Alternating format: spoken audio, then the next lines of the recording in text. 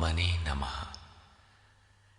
यथार्थ गीता श्रीमद् भगवद गीता अथ त्रयोदशो अध्यायः।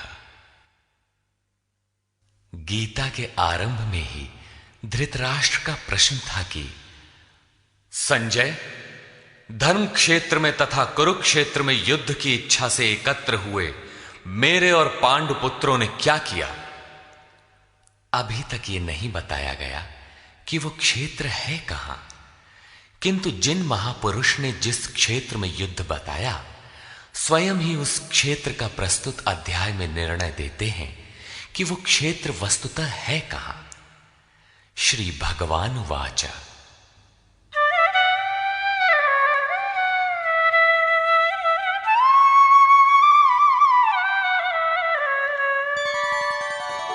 इदं शरीरं कौन्तेय क्षेत्रमित्यभिधीयते एतद्यो वेत्ति तं प्राहुः क्षेत्रज्ञ इति तद्विदः। कौन्तेय, ये शरीर ही एक क्षेत्र है और इसको जो भली प्रकार जानता है वो क्षेत्रज्ञ है। वो उसमें फंसा नहीं है बल्कि उसका संचालक है, ऐसा उस तत्व को विदित करने वाले महापुरुषों ने कहा है। शरीर तो एक ही है, उसमें धर्म क्षेत्र और कुरुक्षेत्र ये दो क्षेत्र कैसे? वस्तुतः इस एक ही शरीर के अंतराल में अंतःकरण की दो प्रवृत्तियां पुरातन हैं। एक तो परम धर्म परमात्मा में प्रवेश दिलाने वाली पुण्यमयी प्रवृत्ति दैवी संपद है और दूसरी है आसुरी संपद, दूषित दृष्टिकोण से जिसका गठन है, जो नश्वर संसार में विश्वास दिलाती है। जब आसुरी संपद का बाहुल्य होता है तो यही शरीर कुरुक्षेत्र बन जाता है और इसी शरीर के अंतराल में जब दैवी संपद का बाहुल्य होता है तो यही शरीर धर्म क्षेत्र कहलाता है। ये चढ़ाव उतार बराबर लगा रहता है, किंतु तत्वदर्शी महापुरुष के सान्निध्य से जब कोई अनन्य भक्ति द्वारा आराधना में प्रवृत्त होता है तो दोनों प्रवृत्तियों में निर्णायक युद्ध का सूत्रपात हो जाता है। क्रमशः दैवी संपद का उत्थान और आसुरी संपद का शमन हो जाता है। आसुरी संपद के सर्वथा शमन के उपरांत परम के दिग्दर्शन की अवस्था आती है। दर्शन के साथ ही दैवी संपद की आवश्यकता समाप्त हो जाती है, अतः वो भी परमात्मा में स्वतः विलय हो जाती है। भजने वाला पुरुष परमात्मा में प्रवेश पा जाता है। 11वें अध्याय में अर्जुन ने देखा कि कौरव पक्ष के अनंतर पांडव पक्ष के योद्धा भी योगेश्वर में विलीन होते जा रहे हैं। इस विलय के पश्चात पुरुष का जो स्वरूप है वही क्षेत्रज्ञ है। आगे देखें।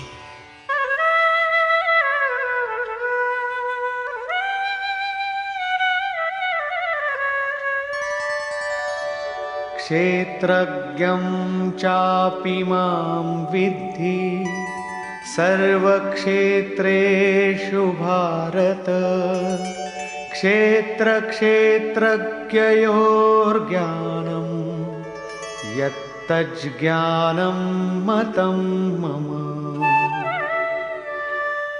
हे अर्जुन, तू सब क्षेत्रों में क्षेत्रज्ञ मुझे ही जान, अर्थात मैं भी क्षेत्रज्ञ हूं।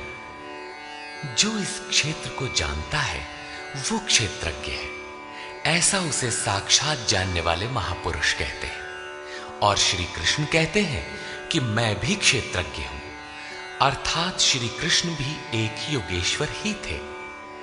क्षेत्र और क्षेत्रज्ञ अर्थात विकार सहित प्रकृति और पुरुष को तत्व से जानना ही ज्ञान है, ऐसा मेरा मत है। अर्थात साक्षात्कार सहित इनकी जानकारी का नाम ज्ञान है, कोरी बहस का नाम ज्ञान नहीं है।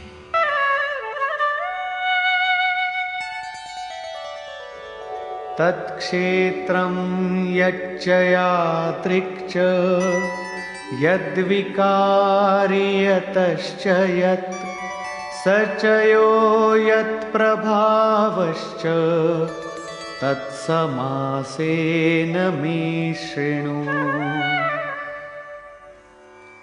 वो क्षेत्र जैसा है और जिन विकारों वाला है तथा जिस कारण से हुआ है, तथा वो क्षेत्रज्ञ भी जो है और जिस प्रभाव वाला है, वो सब मुझसे संक्षेप में सुन।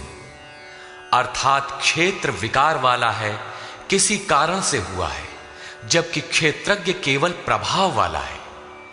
मैं ही कहता हूं, ऐसी बात नहीं है, ऋषि भी कहते हैं।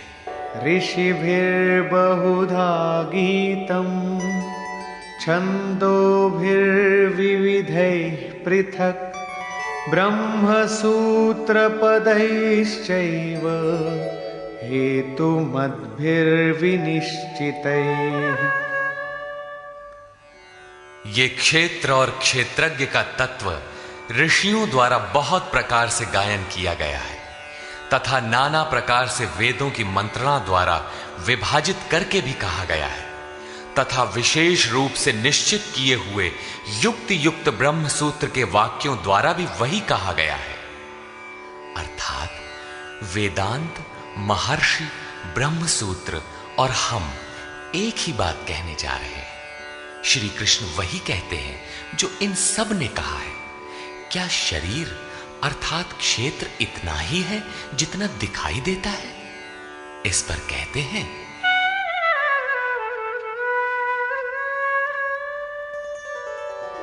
महाभूतान्यहंकारो बुद्धिरव्यक्तमेव च इन्द्रियाणि दशैकञ्च पंचचेन्द्रियगोचराः। अर्जुन, पंच महाभूत अर्थात क्षिति, जल, पावक, गगन, समीर, अहंकार, बुद्धि और चित्त। चित्त का नाम न लेकर उसे अव्यक्त परा प्रकृति कहा गया, अर्थात मूल प्रकृति पर प्रकाश डाला गया है, जिसमें परा प्रकृति भी सम्मिलित है। उपर्युक्त आठों अष्टधा मूल प्रकृति है तथा 10 इंद्रियां आंख, नाक, कान, त्वचा, जिह्वा, रसना, हाथ, पैर, उपस्थ तथा गुदा, एक मन और 5 इंद्रियों के विषय रूप, रस, गंध, शब्द और स्पर्श तथा इच्छा, द्वेषः, सुखं दुःखं, संघातश्चेतना, धृतिः, एतत् क्षेत्रं समासेन सविकारमुदाहृतम्। इच्छा, द्वेष, सुख दुख और सबका समूह स्थूल देह का ये पिंड, चेतना और धैर्य, इस प्रकार ये क्षेत्र विकारों सहित संक्षेप से कहा गया। संक्षेप में यही क्षेत्र का स्वरूप है जिसमें बोया हुआ भला और बुरा बीज संस्कारों के रूप में उगता है। शरीर ही क्षेत्र है। शरीर में गारा मसाला किस वस्तु का है? तो यही 5 तत्व, 10 इंद्रियां, एक मन इत्यादि जैसा लक्षण ऊपर गिनाया गया है। इन सब का सामूहिक संघात पिंड शरीर है। जब तक ये विकार रहेंगे तब तक ये पिंड भी विद्यमान रहेंगे, इसलिए कि ये विकारों से बना है। अब उस क्षेत्रज्ञ का स्वरूप देखें जो इस क्षेत्र में लिप्त नहीं बल्कि उससे निवृत्त है।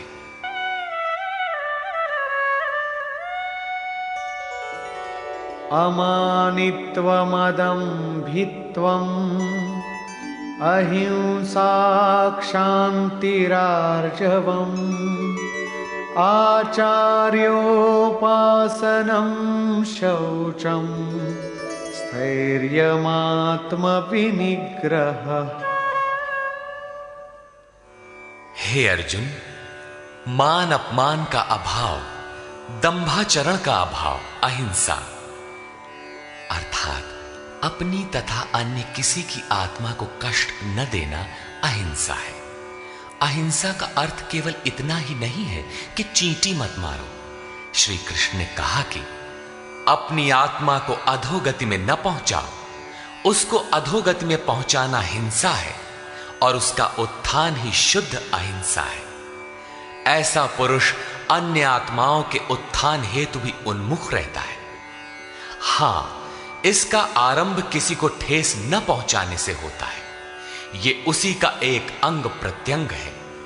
अतः अहिंसा, क्षमा भाव, मन वाणी की सरलता, आचार्योपासना अर्थात श्रद्धा भक्ति सहित सद्गुरु की सेवा और उनकी उपासना, पवित्रता, अंतःकरण की स्थिरता, मन और इंद्रियों सहित शरीर का निग्रह और इंद्रियार्थेषु वैराग्यम अनहंकार एव च जन्म मृत्यु जरा व्याधि दुख दोषानुदर्शनम।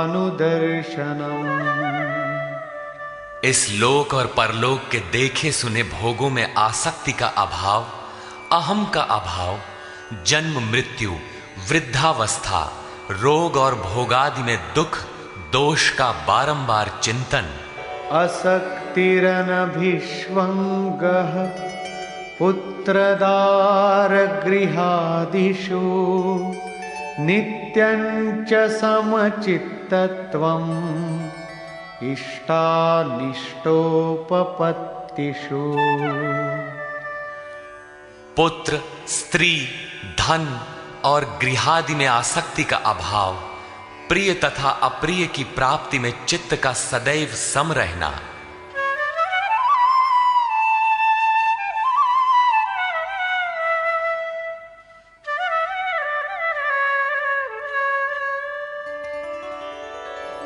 मयि चानन्ययोगेन भक्तिरव्यभिचारिणी विविक्तदेशसेवित्वम् अरतिर्जन संसदी।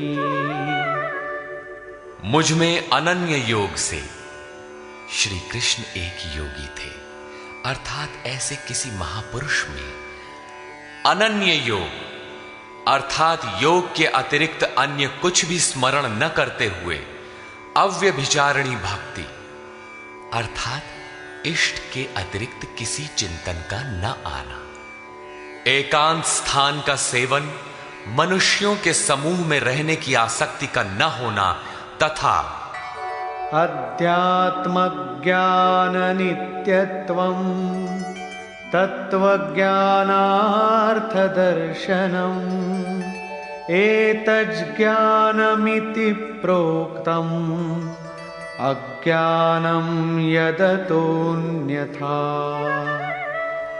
आत्मा के आधिपत्य वाले ज्ञान में एक रस स्थिति और तत्व ज्ञान के अर्थ स्वरूप परमात्मा का साक्षात्कार, ये सब तो ज्ञान है और इससे जो विपरीत है वो सब अज्ञान है। ऐसा कहा गया है। उस परम तत्व परमात्मा के साक्षात्कार के साथ मिलने वाली जानकारी का नाम ज्ञान है। अध्याय 4 में उन्होंने कहा कि यज्ञ की पूर्ति में यज्ञ जिसे शेष छोड़ता है, उस ज्ञानामृत का पान करने वाला सनातन ब्रह्म में प्रवेश पा जाता है। अतः ब्रह्म के साक्षात्कार के साथ मिलने वाली जानकारी ज्ञान है। यहां भी वही कहते हैं कि तत्व स्वरूप परमात्मा के साक्षात्कार का नाम ज्ञान है। इसके विपरीत सब अज्ञान है। अमानित्व इत्यादि उपर्युक्त लक्षण इस ज्ञान के पूरक हैं। ये प्रश्न पूरा हुआ।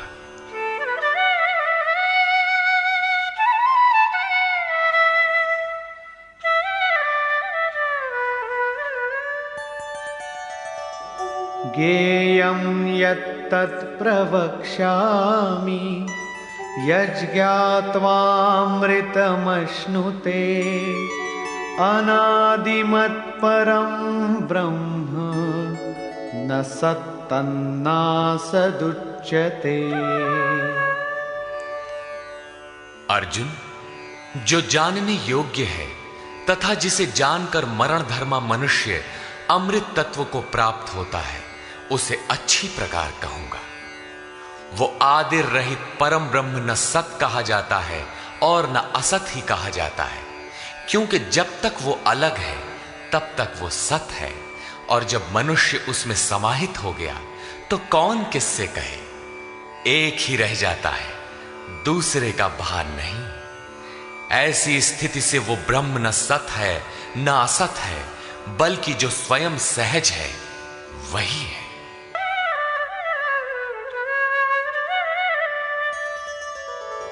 सर्वतः पाणिपादं तत् सर्वतोक्षिशिरोमुखं सर्वतः श्रुतिमल्लोके सर्वमावृत्य तिष्ठति।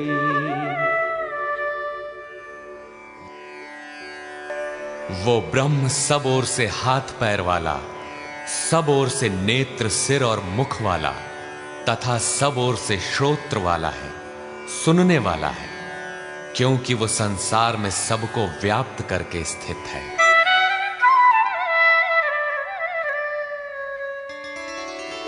सर्वेन्द्रियगुणाभासं सर्वेन्द्रियविवर्जितम् असक्तं सर्वभृच्चैव निर्गुणं गुणभोक्तृ च।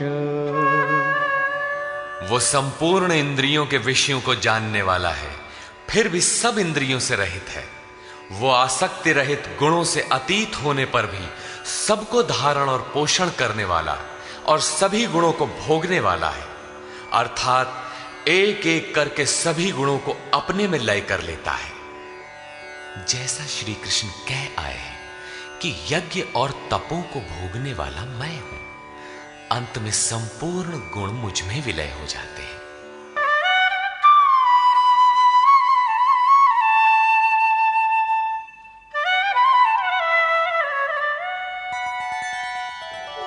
बहिरन्तश्च भूतानाम् अचरं चरमेव च सूक्ष्मत्वात् तदविज्ञेयं दूरस्थं चान्तिके च तत्।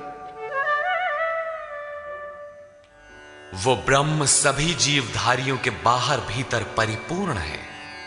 चर और अचर रूप भी वही है। सूक्ष्म होने से वो दिखाई नहीं पड़ता, अविज्ञेय है, मन इंद्रियों से परे है तथा अति समीप और दूर भी वही है।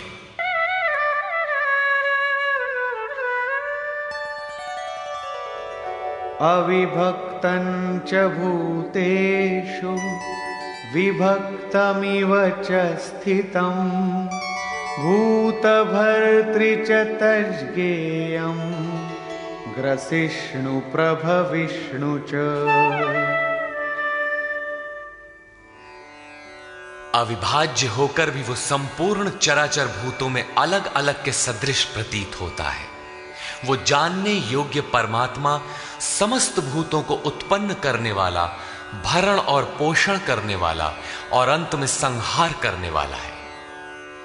यहां बाह्य और आंतरिक दोनों भावों की ओर संकेत किया गया है।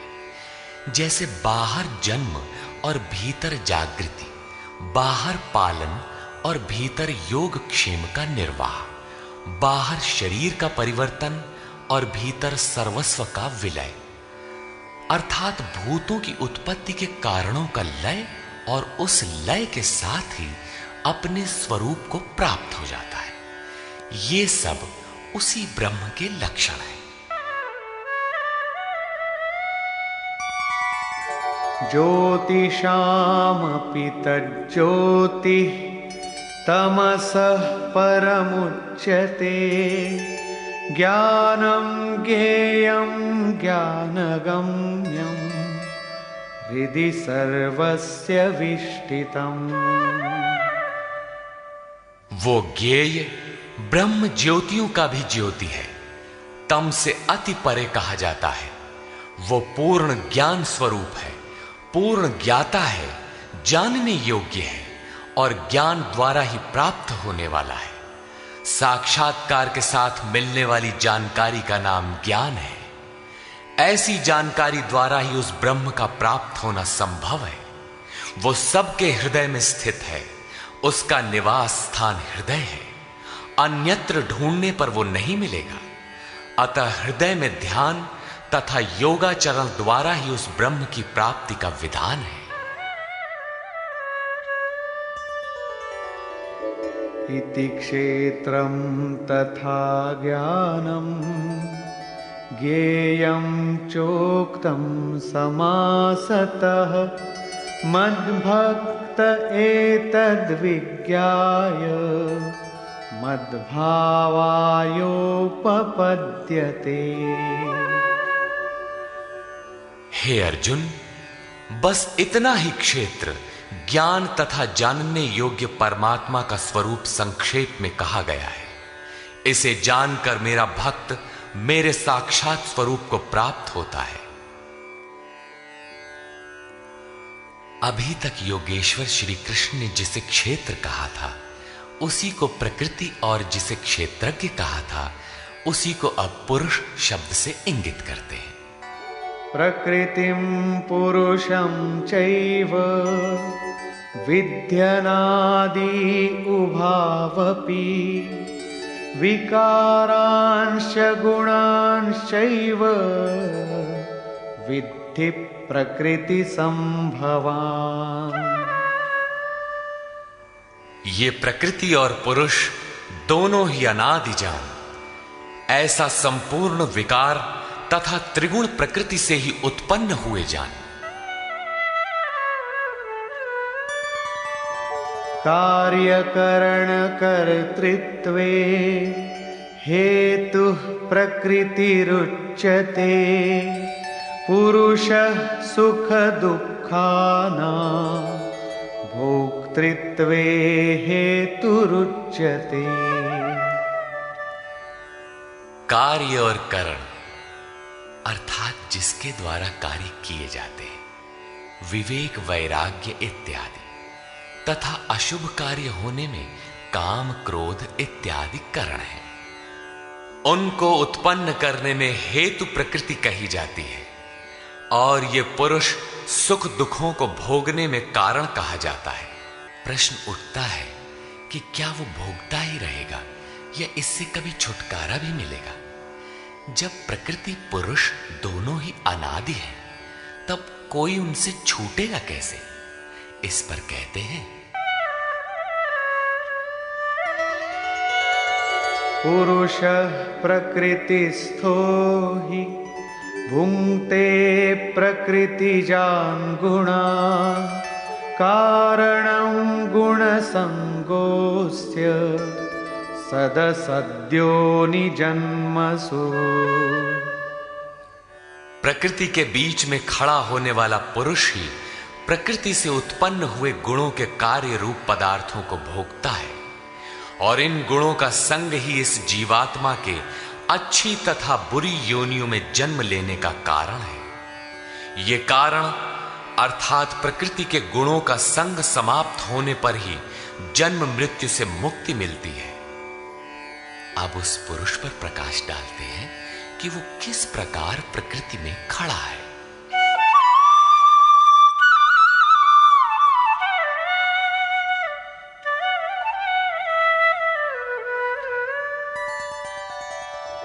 उपद्रष्टानुमन्ता च भर्ता भोक्ता महेश्वरः परमात्मेति चाप्युक्तो देहेऽस्मिन् पुरुषः परः।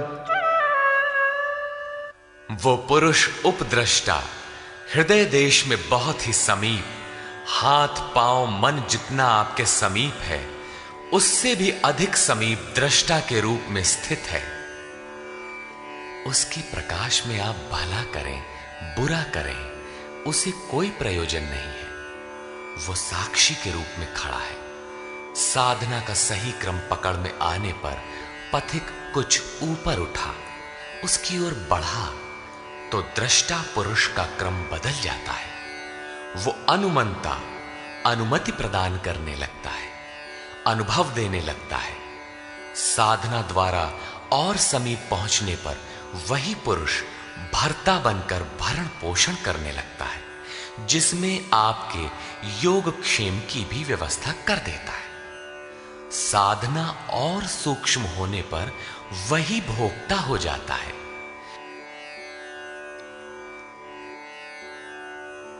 भोक्तारम यज्ञ तपसाम, यज्ञ तप जो कुछ भी बन पड़ता है सबको वो पुरुष ग्रहण करता है, और जब ग्रहण कर लेता है उसके बाद वाली अवस्था में महेश्वर महान ईश्वर के रूप में परिणत हो जाता है। वो प्रकृति का स्वामी बन जाता है, किंतु अभी कहीं प्रकृति जीवित है तभी उसका मालिक है। इससे भी उन्नत अवस्था में वही पुरुष परमात्मेति चापयुक्तो, जब परम से संयुक्त हो जाता है तब परमात्मा कहलाता है। इस प्रकार शरीर में रहते हुए भी ये पुरुष अर्थात आत्मा परह ही है, सर्वथा इस प्रकृति से परे ही है। अंतर इतना ही है कि आरंभ में ये दृष्टा के रूप में था, क्रमशः उत्थान होते होते परम का स्पर्श कर परमात्मा के रूप में परिणत हो जाता है।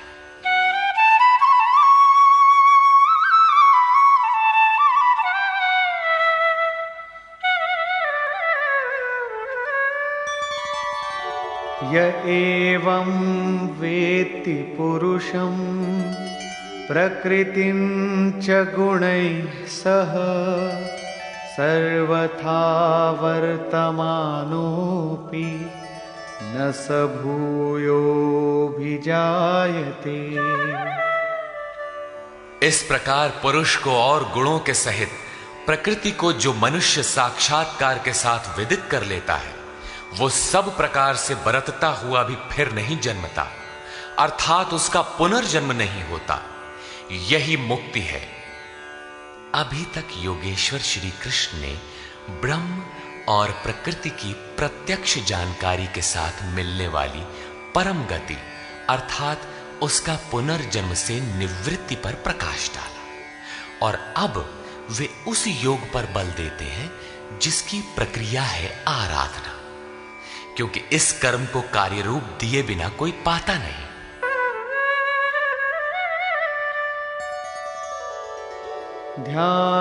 ध्यानेनात्मनि पश्यन्ति केचिदात्मानमात्मना अन्ये सांख्येन योगेन कर्मयोगेन चापरे।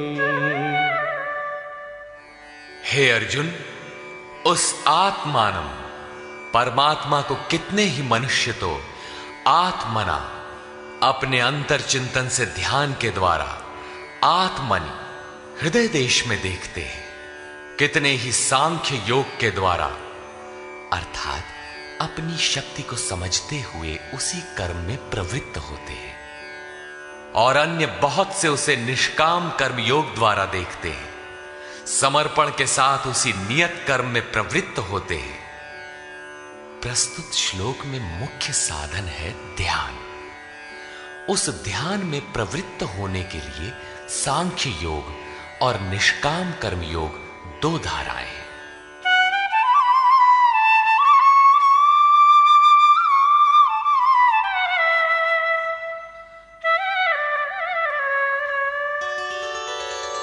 अन्ये त्वेवमजानन्तः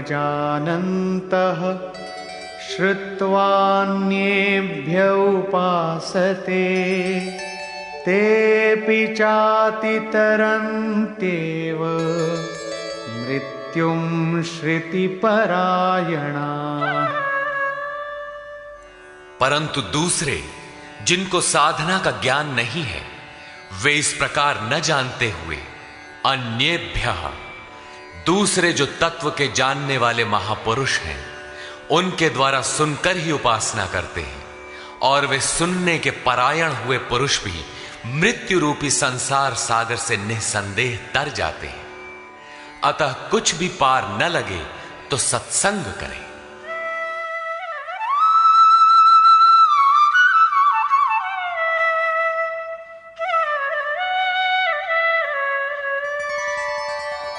यावत् संजायते किंचित सत्वं स्थावरजंगमम् क्षेत्र क्षेत्रज्ञ संयोगात् तद्विद्धि भरतर्षभ।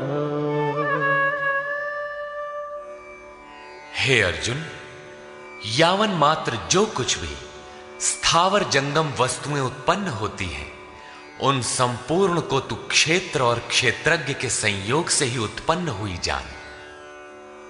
प्राप्ति कब होती है, इस पर कहते हैं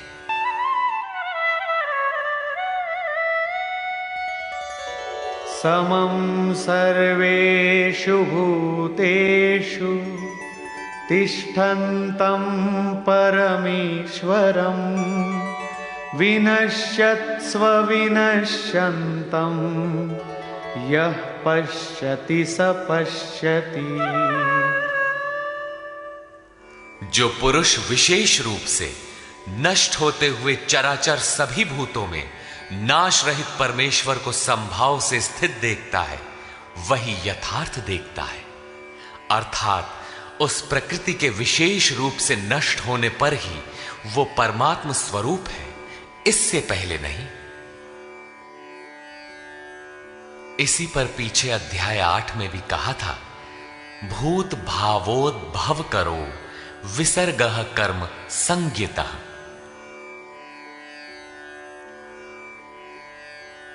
भूतों के वे भाव जो भले अथवा बुरे कुछ भी संस्कार संरचना करते हैं, उनका मिट जाना ही कर्मों की पराकाष्ठा है। उस समय कर्म पूर्ण है। वही यहां भी कहते हैं कि जो चराचर भूतों को नष्ट होते हुए और परमेश्वर को समभाव से स्थित देखता है, वही सही देखता है।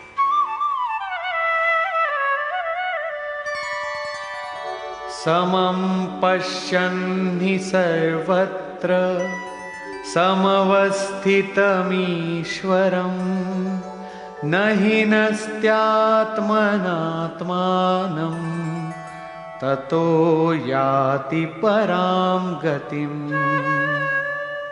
क्योंकि वो पुरुष सर्वत्र समभाव से स्थित परमेश्वर को समान, अर्थात जैसा है वैसा ही समान देखता हुआ अपने द्वारा स्वयं को नष्ट नहीं करता।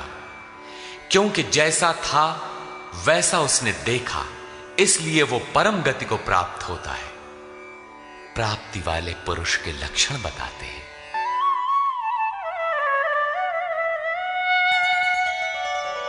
प्रकृत्यैव च कर्माणि क्रियमाणानि सर्वशः यः पश्यति तथात्मानम् अकर्तारं स पश्यति। जो पुरुष संपूर्ण कर्मों को सब प्रकार से प्रकृति द्वारा ही किया जाता देखता है, अर्थात जब तक प्रकृति है तभी तक कर्मों का होना देखता है, तथा आत्मा को अकर्ता देखता है, वही यथार्थ देखता है।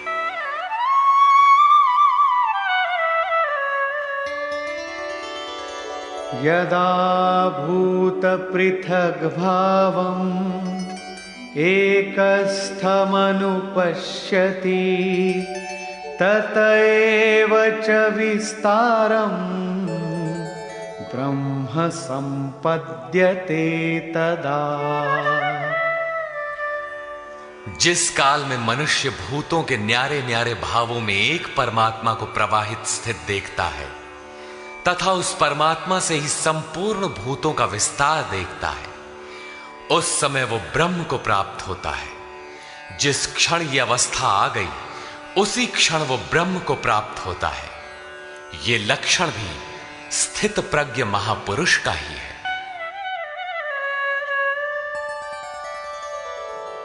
अनादित्वान् निर्गुणत्वात् परमात्मायमव्ययः शरीरस्थोऽपि कौन्तेय न करोति न लिप्यते। कौन्तेय, अनादि होने से और गुणातीत होने से ये अविनाशी परमात्मा शरीर में स्थित होते हुए भी वास्तव में न करता है और न लिप्त ही होता है। किस प्रकार?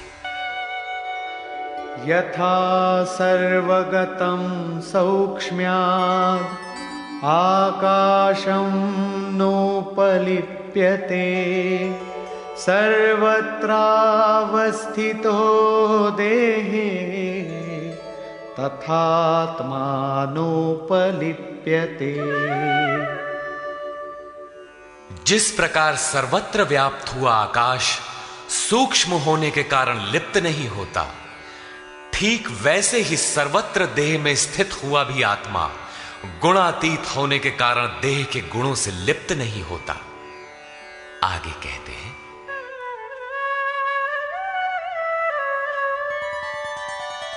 यथा प्रकाशयत्येकः कृत्स्नं लोकमिमं रविः क्षेत्रं क्षेत्री तथा कृत्स्नं प्रकाशयति भारत। अर्जुन, जिस प्रकार एक ही सूर्य संपूर्ण ब्रह्मांड को प्रकाशित करता है, उसी प्रकार एक ही आत्मा संपूर्ण क्षेत्र को प्रकाशित करता है। अंत में निर्णय देते हैं, क्षेत्र क्षेत्रज्ञयोरेवम् अंतरं ज्ञान चक्षुषा भूत प्रकृति मोक्षं च ये विदुर्यान्ति ते परम्। इस प्रकार क्षेत्र और क्षेत्रज्ञ के भेद को तथा विकार सहित प्रकृति से छूटने के उपाय को जो ज्ञान रूपी नेत्र द्वारा देख लेते हैं, वे महात्मा जन पर ब्रह्म परमात्मा को प्राप्त होते हैं। अर्थात क्षेत्र क्षेत्रज्ञ को देखने की आंख ज्ञान है और ज्ञान साक्षात्कार का ही पर्याय है। निष्कर्ष, गीता के आरंभ में धर्म क्षेत्र कुरुक्षेत्र का नाम तो लिया गया, किंतु वो क्षेत्र वस्तुतः है कहां? वो स्थल बताना शेष था, जिसे स्वयं शास्त्रकार ने प्रस्तुत अध्याय में स्पष्ट किया कि कौन्तेय, ये शरीर ही एक क्षेत्र है। जो इसको जानता है वो क्षेत्रज्ञ है। शरीर जो क्षेत्र है, क्या इतना ही है जितना दिखाई देता है? इसके होने के पीछे जिनका बहुत बड़ा हाथ है, उन्हें गिनाते हुए बताया कि अष्टधा मूल प्रकृति, अव्यक्त प्रकृति, 10 इंद्रियां और मन, इंद्रियों के 5 विषय, आशा, तृष्णा और वासना, इस प्रकार इन विकारों का सामूहिक मिश्रण ये शरीर है। जब तक ये रहेंगे तब तक शरीर किसी न किसी रूप में रहेगा ही। यही क्षेत्र है जिसमें बोया भला बुरा बीज संस्कार रूप से उगता है। जो इसका पार पा लेता है वो क्षेत्रज्ञ है। क्षेत्रज्ञ का स्वरूप बताते हुए उन्होंने ईश्वरीय गुण धर्मों पर प्रकाश डाला और कहा कि क्षेत्रज्ञ इस क्षेत्र का प्रकाशक है। अतः ओम तत्सदिति श्रीमद् भगवद गीता सूपनिषत्सु ब्रह्म विद्यायाम योग शास्त्रे श्री कृष्णार्जुन संवादे क्षेत्र क्षेत्रज्ञ विभाग योगो नाम त्रयोदशोऽध्यायः। इस प्रकार स्वामी अड़गड़ानंद कृत श्रीमद् भगवद गीता के भाष्य यथार्थ गीता का 13वां अध्याय पूर्ण होता है। हरि ओम तत्सत।